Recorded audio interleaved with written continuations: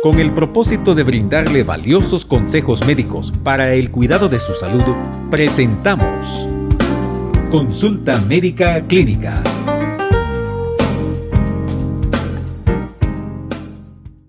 Bienvenidos a su programa Consulta Médico Clínica.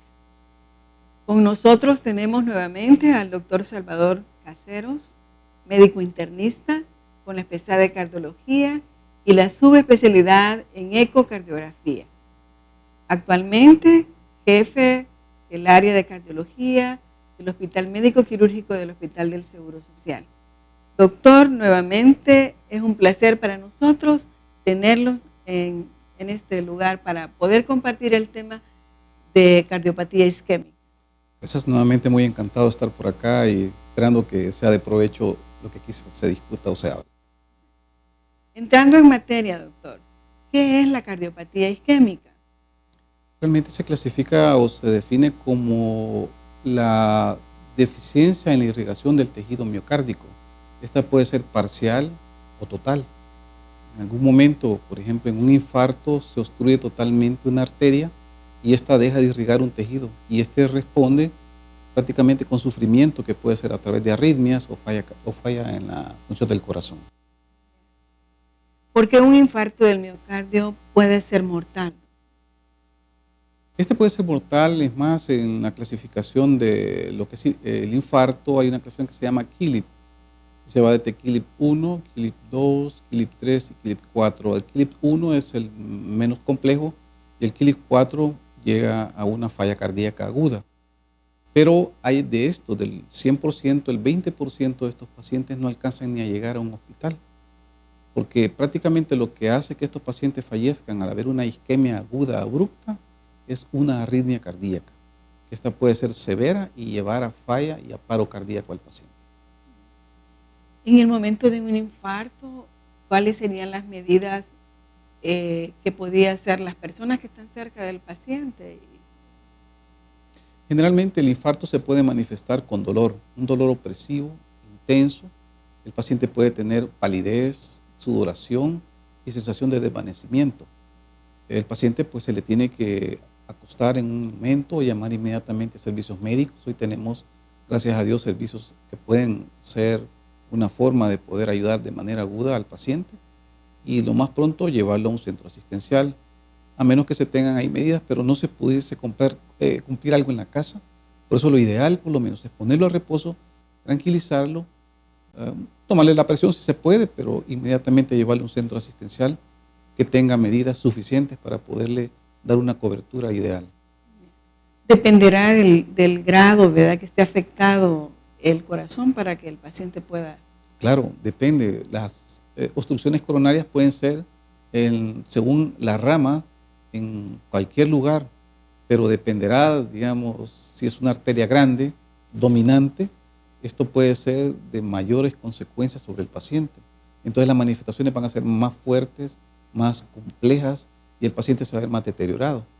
Como si es una arteria pequeña, estas manifestaciones van a ser menores y muchas veces el paciente ni se va a dar cuenta y llega a un control médico y se le hacen estudios y resultó que sí tuvo un infarto, como muchas veces pasa con pacientes que se acompañan de diabetes, su entorno de enfermedades que tienen.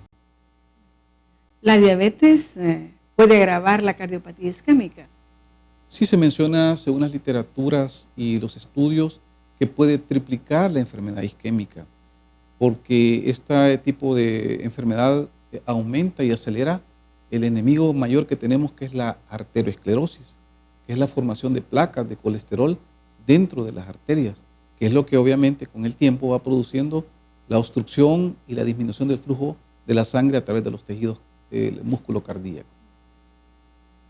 ¿Se puede prevenir o cómo podemos prevenir la enfermedad isquémica?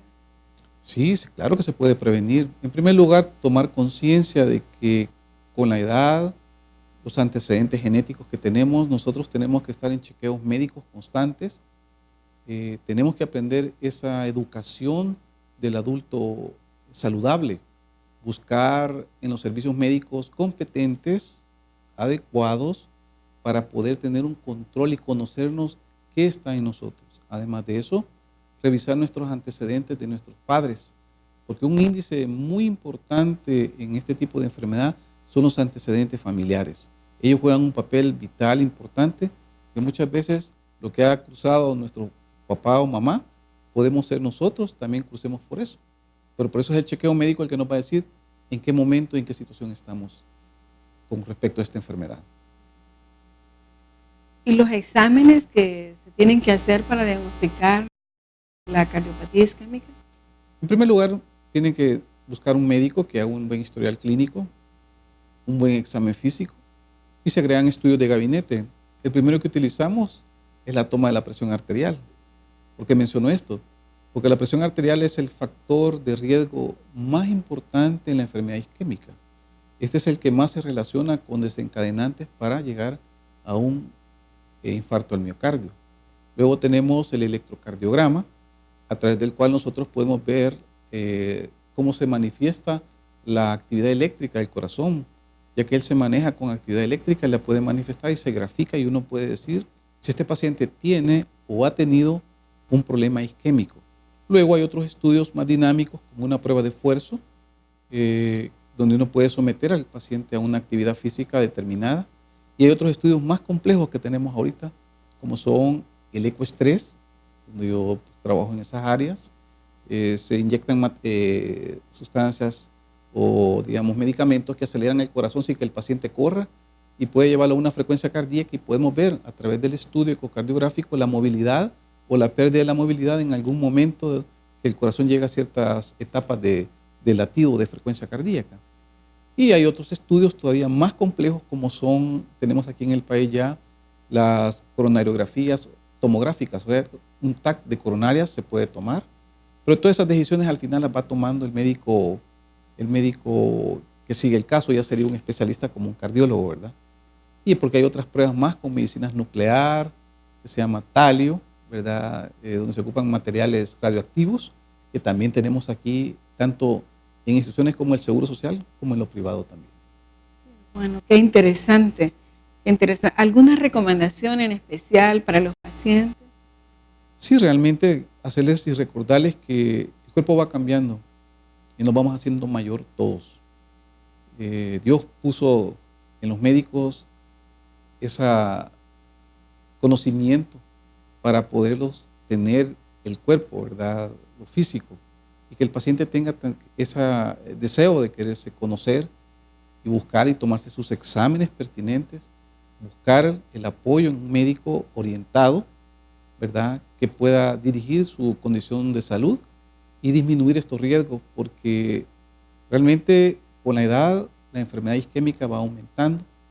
Se sabe por estadísticas que ya, para que tengan una idea, no tenemos estadísticas, pero por ejemplo en España, un país hispano, ellos tienen una incidencia de aproximadamente 135 a 210 hombres con infarto al miocardio por 100,000 personas y de 29 hasta 65 mujeres por 100,000 en lo que es infarto al miocardio estadísticamente. Después de los 75 años esto se multiplica por 10 en los hombres y por 20 en las mujeres.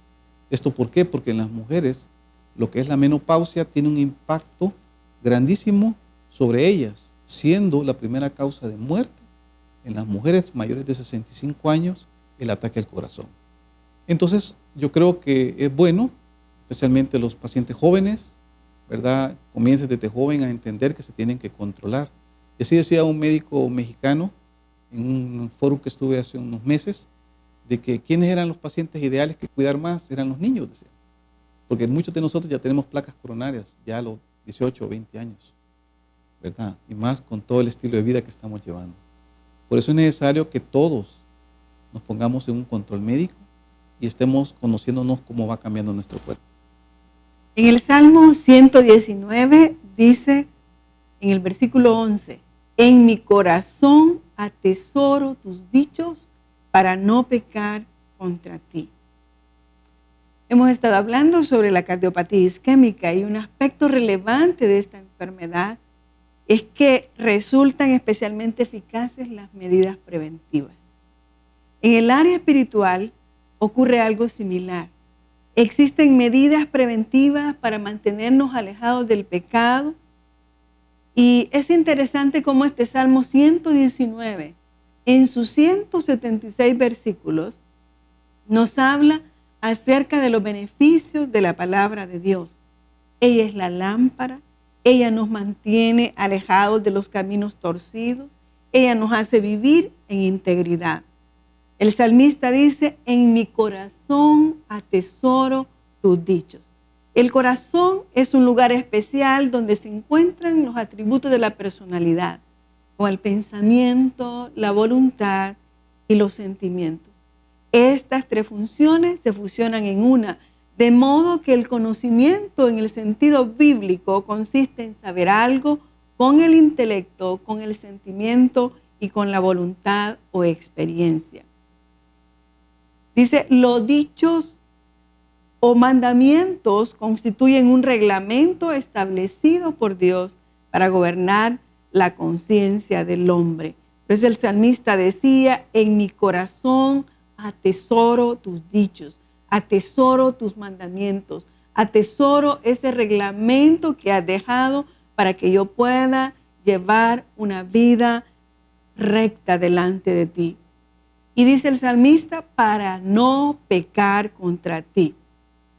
La palabra de Dios ofrece una base firme. La palabra no ha descarriado a una sola alma todavía, comentaba un escritor.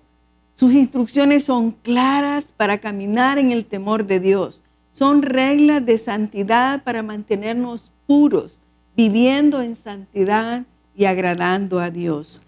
Amado televidente, solo la palabra de Dios puede mantenerlos lejos del pecado y de sus consecuencias. Solo la palabra de Dios puede llevarnos a tener una vida dichosa. Me dirás, ¿cómo ocurre?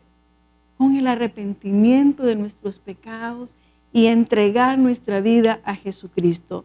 Si estás dispuesto, di conmigo esta oración. Señor Jesús, reconozco que soy pecador. Me arrepiento. Toma mi vida y salva mi alma hoy. Amén. Te felicitamos si en este día tú has tomado tu decisión de seguir al Señor y escudriñar más la palabra, porque ella es la que nos enseña a vivir en integridad. Y te invitamos también a que nos sigas sintonizando en nuestros próximos programas, en donde tendremos a otros invitados que estarán compartiendo con nosotros aspectos muy importantes para nuestra salud. Dios te bendiga.